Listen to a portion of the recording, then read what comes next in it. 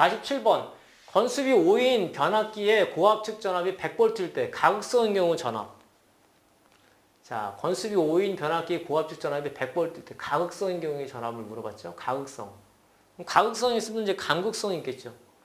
그래서 이 문제가 여러분들이 해석하기가 조금 이제 어려운 수준의 네 번째 정도의 문제인데,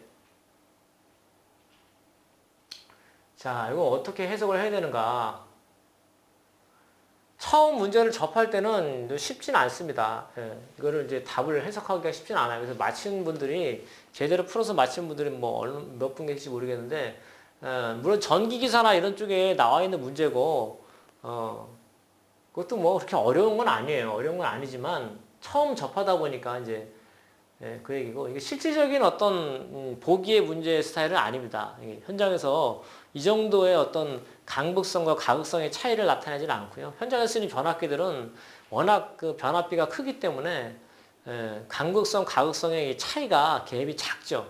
근데 여기서는 이제 문제니까 이렇게 가극성과 강극성의 갭 차이가 크게끔 이렇게 문제를 위한 문제이기 때문에 이렇게 한 거고, 실질적인 이제 현장에서는 이렇게 큰 차이 나지 않는다. 뭐 그런 얘기고요. 자, 여기 보시면 지금 건수비가 5죠, 5. 건수비가 5예요. 그 다음에 1차 측이 100V이고, 그러면 이제 전압비, 건수비는 V2분의 V1이니까, 그거 뭐 이제 V2를 우리가 20V인 것을 알 수가 있겠죠? 그래서 가극성은 더하기 20이고, 강극성은 빼기 20이다. 이게 끝이에요. 끝입니다. 그럼 뭐예요? 지금 가극성을 물어봤으니까 120V네요. 아주 어려운 것 같지만 한번 풀고 나면 아주 쉽더라. 뭐 이렇게 나올 수도 있고, 뭐 어떤 경우는 뭐 이런 식으로 나올 수 있겠죠. 3,300이고, 그 다음에 뭐 110이다. 또는 뭐 220이다. 110은 이제 잘 안 쓰니까 뭐 220이다. 그러면 이제 220으로 해볼까요? 220.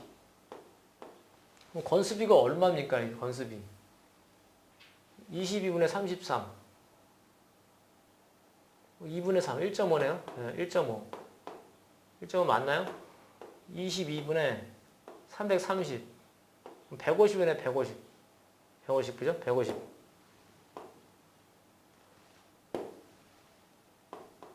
건수비가 이제 150이 되는 거야, 150. 건수비가. 맞아요? 22분의 330이니까. 그죠? 곱하기 10이라면 이제 2분의 3이 되니까 150 맞죠? 150.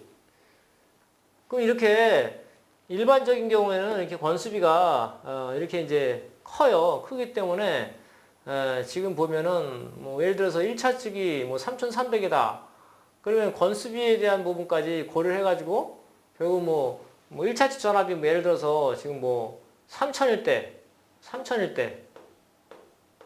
그죠? 3,000일 때 뭐 가극성인 경우, 그럼 어떻게 돼요? 3,000일 때 150으로 하면 어떻게 돼요? 200이죠, 200. 200. 그러니까 결국 가극성일 때가 3,200이 되고, 강극성일 때가 2,800이 되겠죠. 보통은 이제 이렇게 이제 이런 식으로 출제가 된다는 얘기예요. 여기서는 건수비를 아예 그냥 5로 이제 알려주고, 러프하게 출제를 한 상황이고요.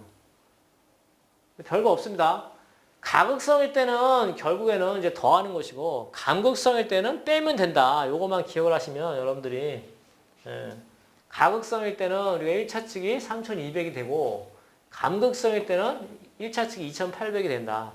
그럼 우리나라는 가극성이냐, 감극성이냐? 우리나라는 감극성이죠, 감극성.